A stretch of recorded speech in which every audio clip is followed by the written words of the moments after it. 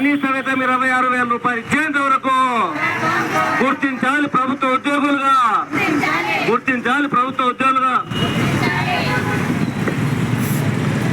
అక్రమంగా అరెస్ట్ చేసిన అంగన్వాడీలను వెంటనే, అక్రమంగా అరెస్ట్ చేసిన అంగన్వాడీలను వెంటనే, అక్రమంగా అరెస్ట్ చేసిన అంగన్వాడీలను వెంటనే రాష్ట్ర ప్రభుత్వం నుండి వైఖరి, రాష్ట్ర ప్రభుత్వం నుండి వైఖరి పరిష్కరించాలి. అంగన్వాడీల సమస్యలను పరిష్కరించాలి. అంగన్వాడీల సమస్యలను అర్ధరాత్రి అక్రమంగా అరెస్ట్ చేసిన అంగన్వాడీలను వెంటనే, విజయవాడలో అర్ధరాత్రి అక్రమంగా అంగన్వాడీలను అరెస్ట్ చేసిన వెంటనే విడుదల చేయాలి. అంగన్వాడీలను వెంటనే అంగన్వాడీలపై వివక్షత చూపిస్తున్న రాష్ట్ర ప్రభుత్వం నుండి వైఖరి, రాష్ట్ర ప్రభుత్వం నుండి వైఖరి విడుదల చేయాలి. అరెస్ట్ చేసిన అంగన్వాడీలను వెంటనే విడుదల చేయాలి. అంగన్వాడీలను వెంటనే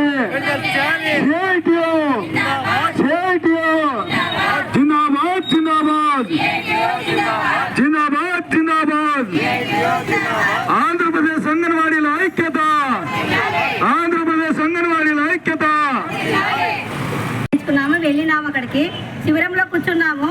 అర్ధరాత్రి వచ్చి ఎక్కడ తీసుకెళ్లారో తెలియదు మా వాళ్ళని. ధర్నాకని వెళ్ళినాము.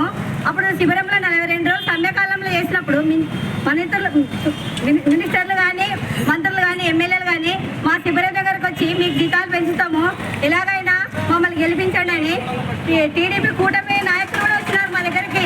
వచ్చి మమ్మల్ని గెలిపించండి అని అంటే ఏదోలే గెలిస్తే మాకేదో న్యాయం జరుగుతుందని మేము సర్లే అనుకుంటే లాస్ట్కి మా నోట్లో మట్టి కొట్టినారు నాయకులంతా కలిసి.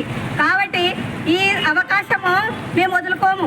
మాకు జీతం పెరిగేంత వరకు మేమైతే దీన్ని ఖండిస్తున్నాము. ఎన్ని రోజులైనా పోరాటము కొనసాగిస్తుంది.